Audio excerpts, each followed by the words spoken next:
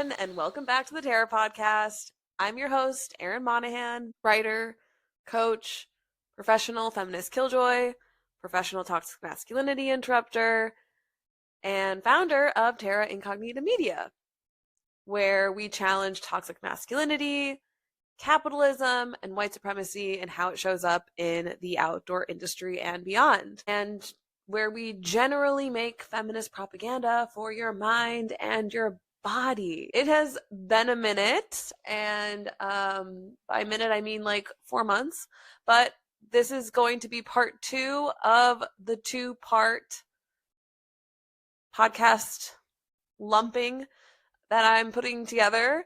Part 1 was it started with a bike bro, ended with a landlord reveal, and it unpacks all the ways that men perform leftist politics while still upholding the systems that they claim to oppose.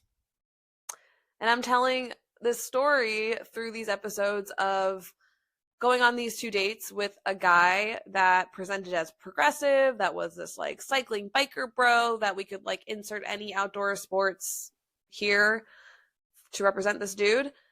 And he said all the right things about the politics that I am dedicated to, like a free Palestine. And then he turned out to be a landlord.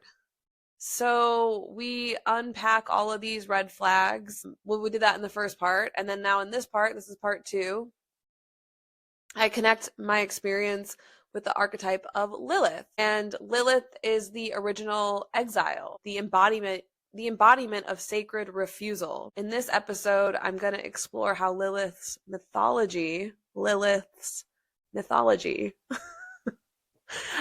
I sucked my thumb when I was like a baby till I was in like 2nd grade, and it's still hard sometimes to say my S's and sounds. So in this episode, we are going to explore Lilith's mythology and how it teaches us about rage, about sovereignty, and saying no to systems that try to shrink us. I'm also going to share a powerful quote from Bell Hooks, and it will help us to reflect on what it means to choose our values over partnership, even when it's lonely. This episode is all about choosing your values over being chosen by a man, a mediocre man at that, over the promise of a shallow partnership, over following the script of cisheteropatriarchy, and doing this even when it's lonely or when it feels lonely at times. So let's get into Lilith, the patron saint of men are trash,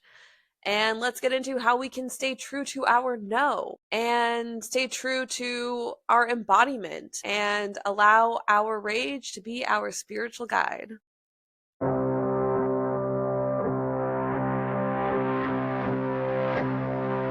Lilith is a archetype in astrology, and it is a point in your chart that you can look up. You can go to channynicholas.com, look up your astrology chart, and look up where your Lilith placement is. And Channy Nicholas and Thea Anderson and Eliza Roberson all did a podcast episode on Down to Astro all about Lilith, and it's amazing and very inspiring and very validating. So let me tell you a little bit about Lilith. And there's also an article on channynicholas.com that you can read, and that's where I'm getting this information from. So Lilith was the original exile, and according to her myth, she basically refused to submit to Adam. Lilith is like before Eve. So there was Adam and Eve, and before Eve, there was Lilith. So Lilith and Adam are about to have sex, and Lilith is like, cool, let me get on top. And Adam's like, no, you're below me. Like, you need to be below me when we're having sex. You can't be on top. And Lilith was like, fuck that. Like, she refused to submit. And long story short, because there's a lot of really interesting details that, I highly recommend listening to the podcast episode that Channy recorded about this. She was cast out, she was demonized, and she was made into this monster. And she was always really feral. And this idea of being wild is associated with her, this idea of being untamed. She actually exiled herself.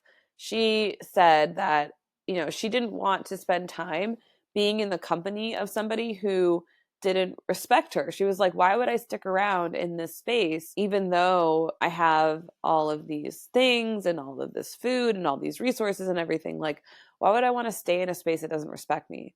Why would I want to be around people who don't, see me in my power and honor and recognize my power? So she exiled herself. She chose to exile herself, which I think is really fucking badass. So she went to the desert, which is also really interesting because there's a lot of connections to the desert, I think, in the Bible, and just in just a lot of like ancient stories and myths.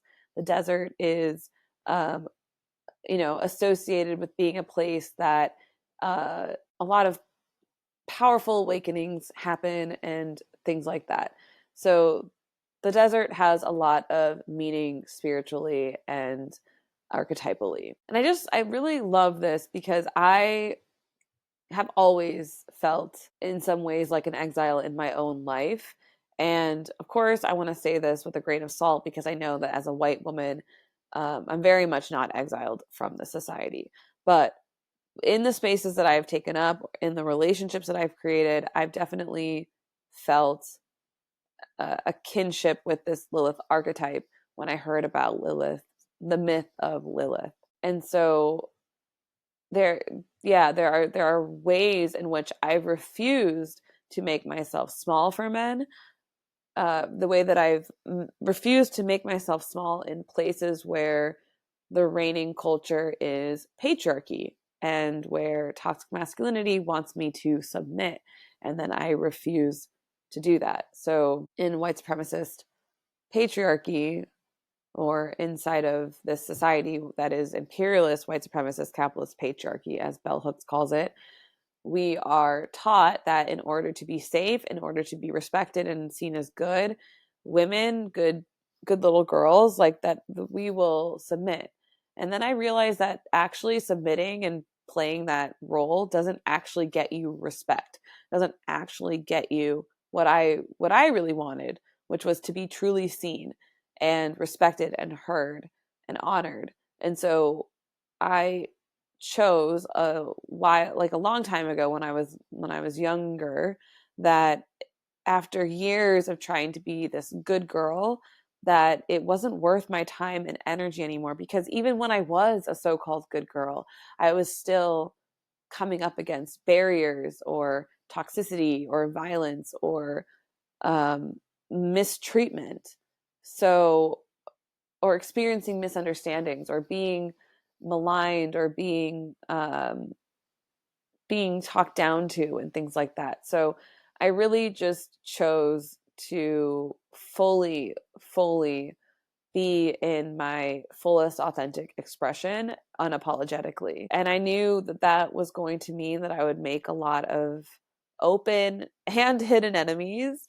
And I think that that is, it's not to say that it isn't full of pain sometimes, or that it isn't hard or difficult sometimes, but to me, choosing this path, it has been, I mean, it's just, there's no other way that I could do it. Like, I couldn't not speak my mind, or like, I just know the other side of it, which is to be repressed and suppressed. And if I have a choice in any of it, like, I will always choose to be self-expressed, because it is it is it creates a festering inside of me. It creates a like, it's a wounding that happens when you aren't able to be self-expressed. And if I can choose not to be, or if I can choose for that not to happen, then absolutely I will.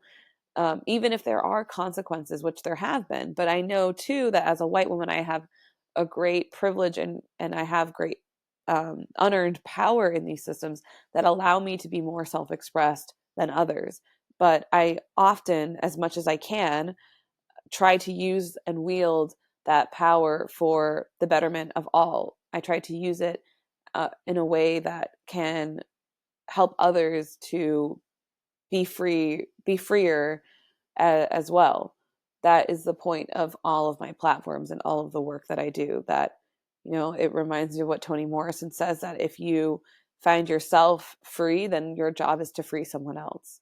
So that is the basis of my work. That is the basis of why I speak out. And in the ways that I've refused to make myself small for men, it's in how I choose rage over compliance, and in how I let my anger, I something that I decided a while ago too, is that I will let my anger at these oppressive systems and my rage at these oppressive systems fuel my love for the world, fuel my love for fighting for freedom, fighting for an anti-oppressive future for everyone, where everyone can be freely self-expressed. And yeah, it's interesting because this experience with this guy made me really think about this Lilith archetype, because I did have a choice, right? Like, I could have chosen to continue dating this person, and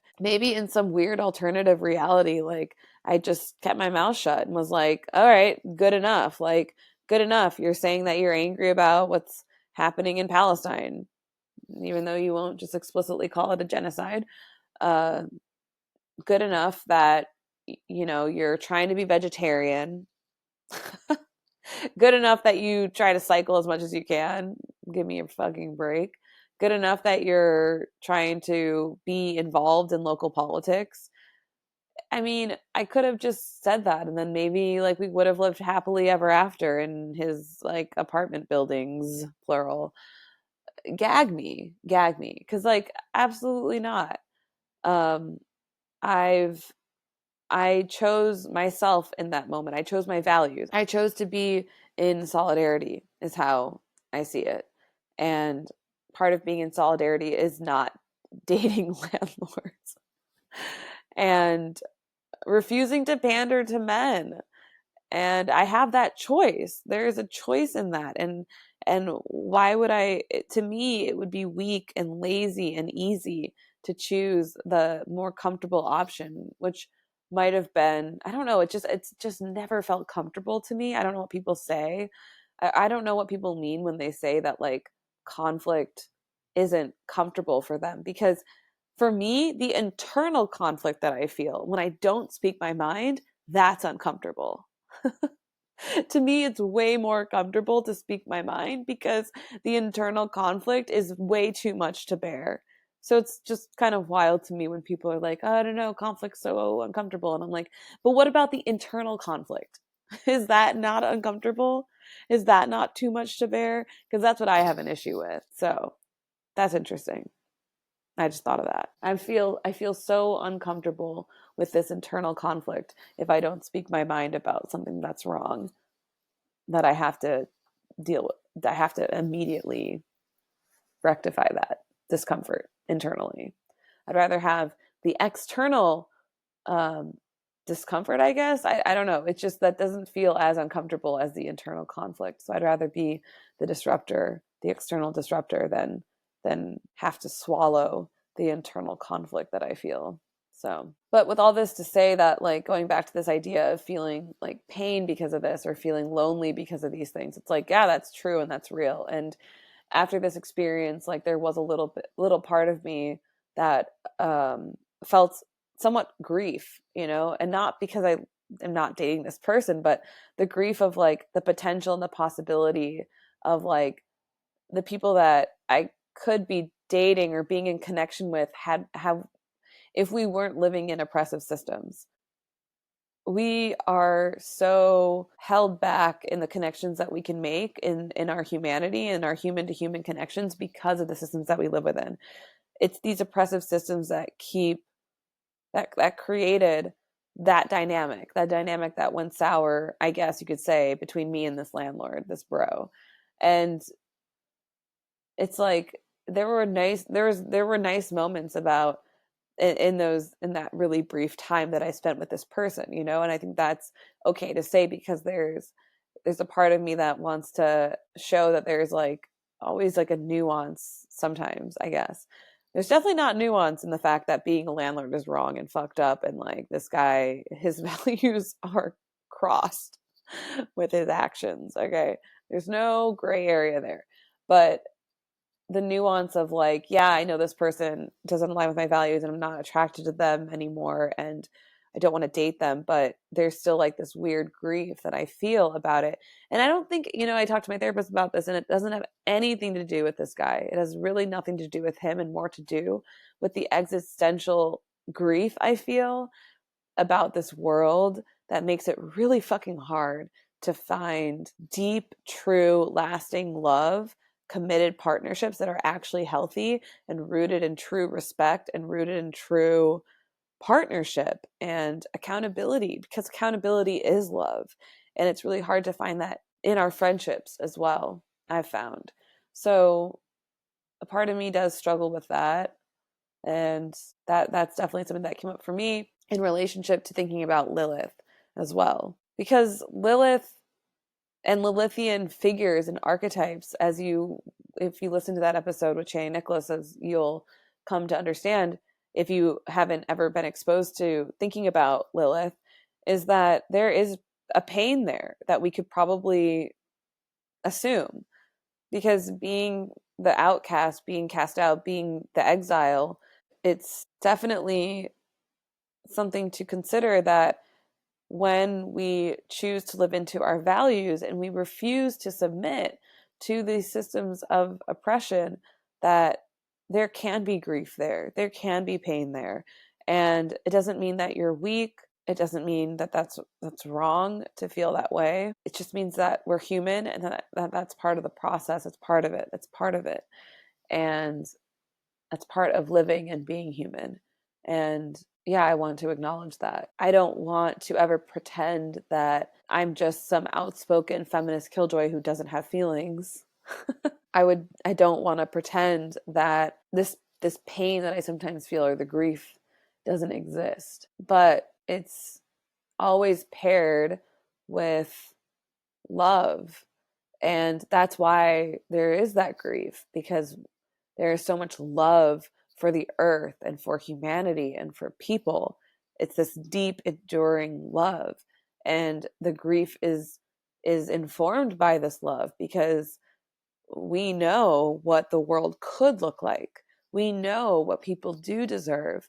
And when we see people in our lives that aren't living into their spoken values, it's hurtful. It's not okay. It's not fair. And when people don't show up for us in the ways that we want them to and we know that we deserve, it's hurtful and it's not okay and it's not fair. So what I do know is that my capacity to feel and to love deeply and to feel deeply, to feel grief and to feel all the rage and all these emotions, that all of these things don't mean that it's like bad or I'm doing anything wrong or that I'm weak. It's that this is proof that I care so much about liberation, about justice, about equity, about people being able to live into their fullest expression and selves and being able to live with security and safety and to live fulfilling, creative, resourced lives. And, like there's this very complicated relationship with this word wild and wilderness that I've spoken about on here before, and that Jolie Varela of Indigenous Women Hike has done dedicated an extensive amount of time and energy and effort educating on. So please refer to her work and please look into her campaign, Rethink the Wild, which talks about how we need to deconstruct this construction of wilderness because it is a construct. All that to say, Lilith is this symbol of the untamed, which again, we need to rethink our ideas of tamed and untamed. And Lilith gives us this ability to exercise this, gives us the ability to do this exercise of rethinking our ideas of what it means to be tamed and untamed. And kind of in the same way that there's no like binaries like that don't really exist. Like to be, for example, like when we think about like what it means to be a criminal, like are people actually quote unquote criminals, or does the system that we live within create criminals? create the conditions for people to do things that are then considered criminal or that are criminalized. Like, are people criminalized or are they criminals? And that's what I'm getting at here. It's to think about the ways in which we conceptualize things like being untamed or tamed, and wild or civilized. And so Lilith is a great entry point into thinking about these things, because I mean, she did refuse to be controlled. She would not submit. She wouldn't be domesticated, or molded into any kind of patriarchal expectations. And when the earth is left untouched by colonialism, before colonialism, this is the same. There is like a connection here. The earth is self-sustaining. It is sovereign. And Lilith is a great example of sovereignty. Colonial and capitalist white supremacist forces have always sought to tame, so-called tame, and enclose and extract from nature and from people, from indigenous people, from Black people, just as patriarchal forces tried to dominate Lilith. And so Lilith was, she exiled herself to left Eden, left paradise, and exiled herself to the so-called wilderness, to the desert, when the desert is actually full of life. And many scholars, many activists have talked about this as well. It's definitely always typically framed as a place that is desolate and dangerous and lifeless, and where you will go to die. But we could see this differently, because the desert is a place where people go to gain wisdom, to gain introspection, to exercise their self-expression. It is a place of ample life in a lot of ways. And what is often framed as desolate, dangerous, or has these associations with like bad things, or like untamed things, or like that which is like chaotic, these are all things that are actually associated with, if we want to put it in a different frame, we could see it as resilient, we could see it as powerful, we could see it as an invitation of being sovereign, taking up space in a space where the space has been demonized, the space has been thought of as like, like a place where you shouldn't go, where it's dangerous, where it has become the enemy. I mean, this is also, it makes me think about how when colonizers first came to the shores of Turtle Island, they projected this idea of it being this dangerous wilderness, right? That's where the word comes from, is this idea that it's like a wilderness where man, so-called man, can't exist and can't survive, and that you'll have to really like be incredibly strong and brave or something to face the wilderness. But so like this space has been demonized, this person has been demonized, Lilith has been demonized, and so is the space that she's in. And yet the wilderness again is teeming with life.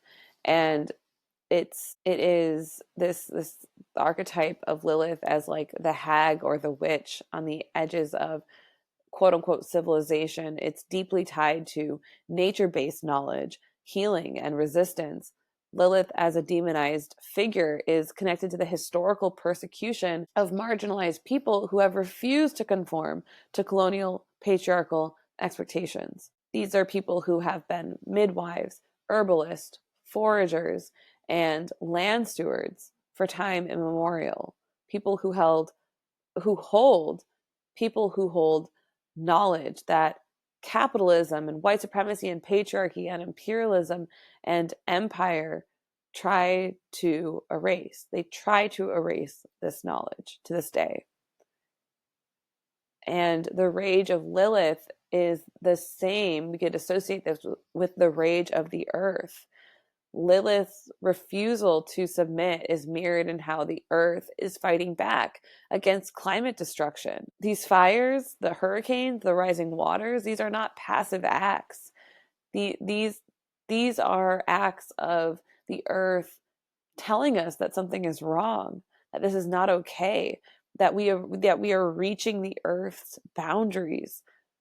And the earth is saying, no, this is not going to happen. You will not continue to do this. I am setting a boundary with you. Just like Lilith tried to set a boundary with Adam, saying, no, I want to be on top. Okay, then I will leave. There will be a consequence for this. I will remove myself. And the earth is saying there is a consequence for your constant destruction and violence here. So to embody Lilith, to stand in our power and our sovereignty, is to stand with the land, to stand with Indigenous people, Black people, to be in solidarity with marginalized people across the globe. When we fight for our sovereignty, we're fighting for others' sovereignty. We're fighting for the earth's sovereignty. Because this concept of being, this concept of being a landlord and owning property, this is like so antithetical to environmental justice, right? Because we can't own the earth. We can't own land. It's not something to be owned. And Indigenous cultures for time immemorial never claimed ownership of the land, because the land and the earth is a living being. It is its own living being. It is sovereign. So there's this connection to Lilith there, where Lilith belongs to the earth, and the earth, like Lilith, will never be owned. Lilith refuses to be owned, dominated, controlled. The earth refuses to be dominated and controlled. There is this constant theme of refusal and resistance. And those are beautiful words, in my opinion. Those are words that protect us. Those are actions, not even just words. Those are actions that protect us, that protect the most vulnerable, the most marginalized. Those are actions that protect what we love, protect that which is sacred. And in that spirit of refusal and resistance is where we can also locate our rage. And rage is a sacred protective force. And it's in the spirit of refusal and resistance that I want to end by discussing a quote from Bell Hooks' book, All About Love. So, Lilith teaches us about this power of refusal and the power of saying no, of walking away, of rejecting the systems that demand that we shrink ourselves, of refusing to be in the presence of someone who is not going to honor and respect and acknowledge her autonomy and her power. Lilith is somebody who refuses to compromise her integrity. And I resonate with that. And the reason why I want to end on this quote with Bell Hooks is because for those of you who are listening who struggle in your relationships with men, I want to validate that and encourage you to be more unapologetic, to decenter men. This is the best way, one of the best ways, one of the most important ways to heal from toxic masculinity and its impacts, which are nonstop and ruthless. But one of the ways that we can protect ourselves is by decentering men from our lives. And part of me choosing to stay firm in my values and my boundaries and my integrity when it came to interacting with this landlord, and ultimately choosing to stay single instead of continuing to go on these lukewarm dates with him, it's in that choice that I refuse to buy into this patriarchal brainwashing that tells us we won't be safe without men, that we'll be more secure if we're in relationship with men. And it doesn't have to be that way. And it's not true. It's actually just not true, because we're definitely not even safer when we're in relationship with men? How many people do you know, because I know a lot, that are in relationships with men but are incredibly unhappy, but we compromise that for this illusion of safety and security? And it is an illusion. We could create those connections with each other. We could build community, could build deeper friendships. So I want to read this quote as proof of how this conditioning works in connection to Lilith and this idea of our socialization that we receive when we're younger to be submissive, to not be like Lilith, to not stand in our power, to not be in our power and agency, and to not claim that, and to be convinced that we don't have power, or to be convinced that that's not demure, to be convinced that like the goal is to be attractive to men, and in order to be attractive to men, we have to be demure, and not in the good way, not in the cute funny way, the cute good funny way, but in the patriarchal pleasing way. Okay, so here's the quote. So Hooks writes, quote, "More often than not, females are taught in childhood, either by parent caregivers or the mass media, how to give the basic care that is part of the practice of love. We are shown how to be empathic, how to nurture, and most important, how to listen.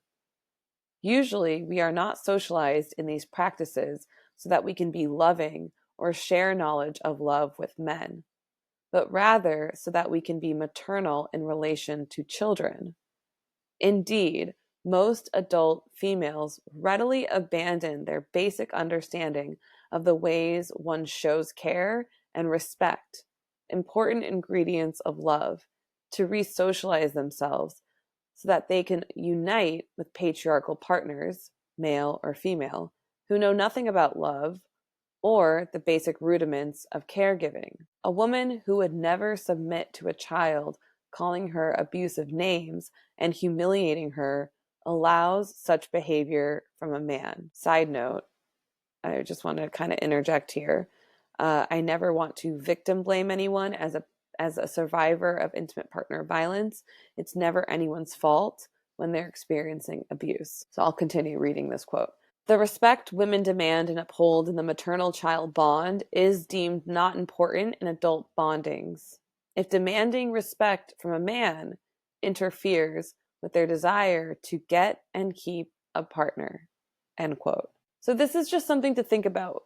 Absolutely, though, because Bell Hooks is making a really great point here. And I think this is something that I had to really think about myself as a white woman, because oftentimes we are the biggest agents of patriarchy and white supremacy. We will align ourselves with white men for this promise of social status, for class status, for security, for wealth, for financial security. And I understand that inside of capitalism, it's just a reality that who we partner with, finances are a part of that. Whether we want to admit it or not, subconsciously or consciously, we are choosing partners based on how we can be secure inside of capitalism, what they can provide us.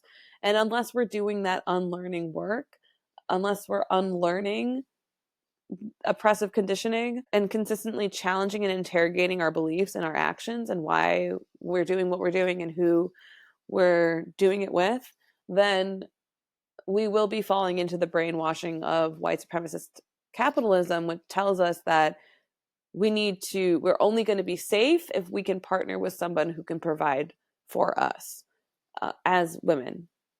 And I refuse that. I rebuke that. I refuse that. Yeah. So I really think it's important to think about what she's saying here. That Bell Hooks is pointing out that we're socialized to be caring and empathic and to listen and nurture and all these things, not because we want that to translate into our relationships with men. Of course not. That's not what patriarchy wants. Patriarchy wants us to be good at these things, to be able to be in our role as child rearers, as the sole caretaker and emotional laborer that is required, that a child needs. That's the job. That's our role. And so it's really interesting and sad and scary that she's pointing out that doesn't, it's true that it doesn't translate to our relationship with men, that we are socialized to understand what a loving relationship with a child looks like, and yet we are conditioned to abandon all of that knowledge and understanding when it comes to our relationship with men, that we are told to accept mistreatment, and the bar is in hell. The bar is 6 feet underground when it comes to our relationships with men and what we will put up with and what we will accept. And that makes me so sad and so angry and so upset when I talk to my friends who are in relationship with men, because they are in relationship with these mediocre men, because men are mediocre. And the things that they tell me and the compromises that we make to be with these men is astounding. It's astounding and it's awful, and it needs to stop. It needs to stop.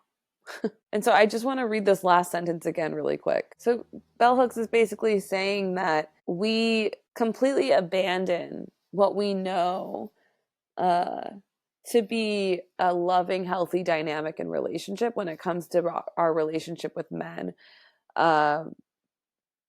We don't demand that respect from them or that accountability, which I think is part of respect and love.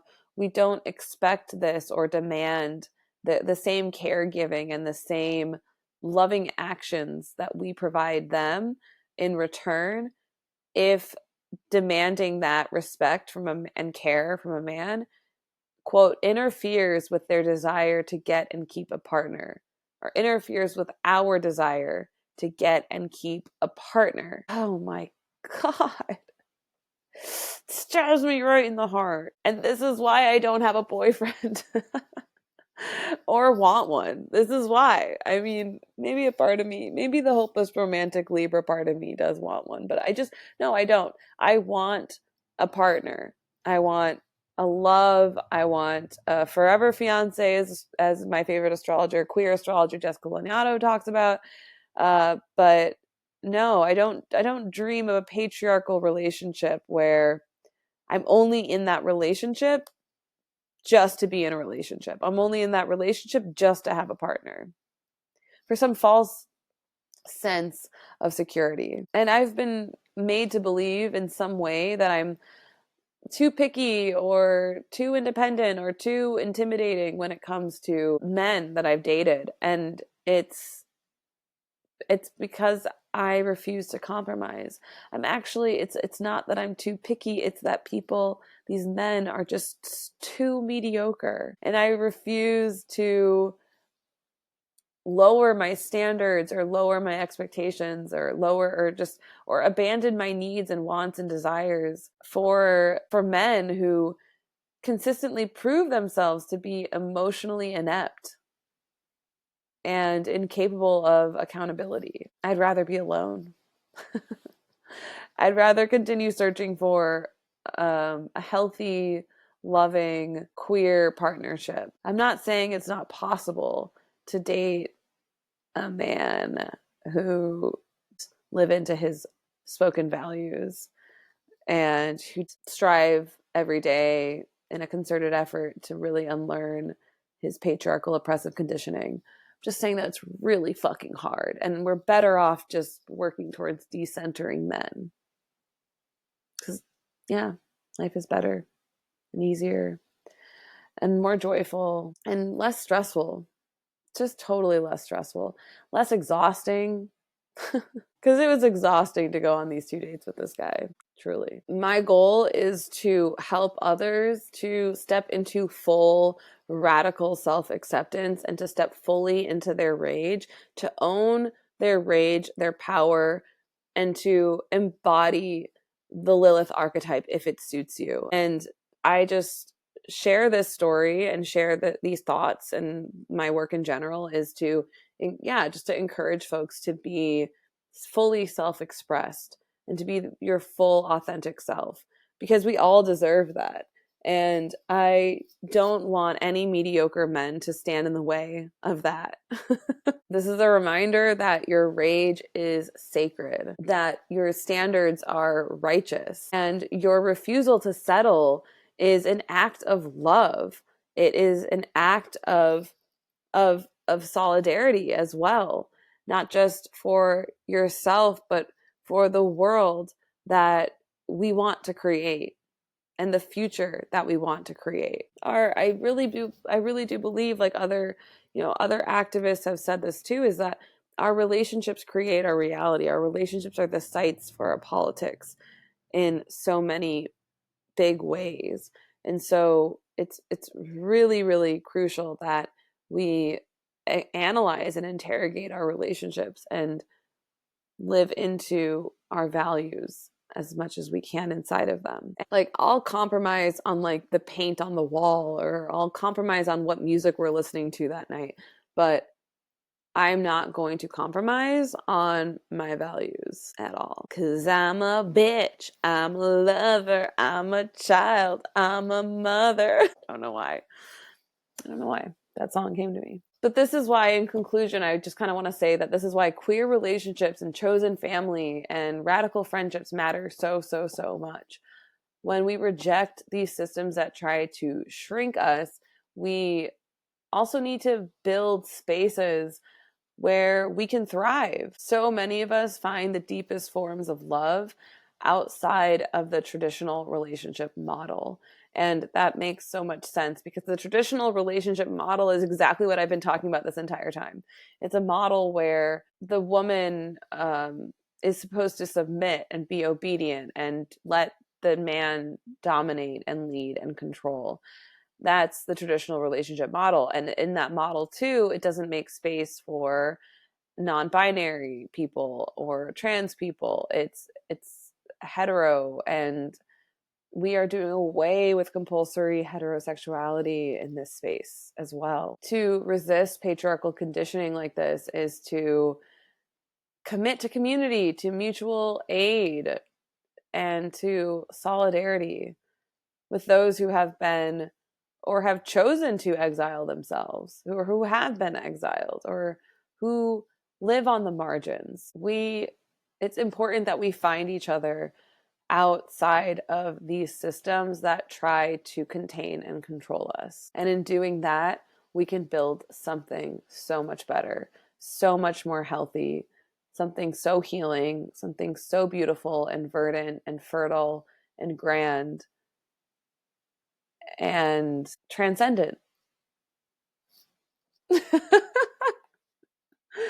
Yeah, that's what I got. That's what I got for this episode. I would love to hear from you. I would love to hear what resonates. If you have any questions, if you have any thoughts, I hope that it was interesting and made sense. And yeah, I'm really grateful for this space. I'm so grateful to be able to share my words with you. And if any of this is helpful or resonates at all, then that's a win for me.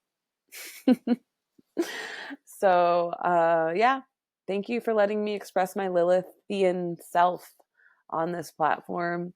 And I just appreciate you for listening and for being here and being in my community, being in my space, and supporting this platform and supporting feminist killjoy propaganda. There will be so much more to come, and I can't wait to record the next episode. And just please let me know what you think about this and what you would like me to talk about next time. I'm sending you so much love, and I will see you later.